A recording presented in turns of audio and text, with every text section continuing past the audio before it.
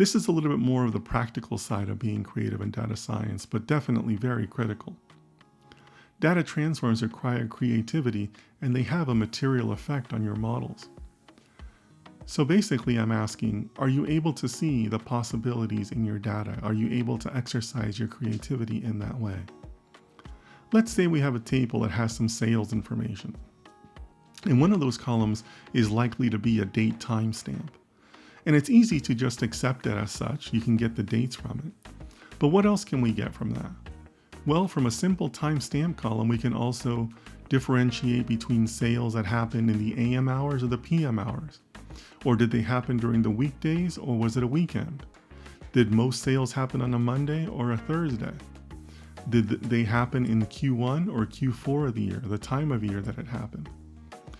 When you start looking at different pieces of data that may just seem simple on the surface, and you start expanding and adding width to your data set and creating those transforms, that's a form of creativity too. And that's a super critical stage in the data science life cycle to exercise that creativity.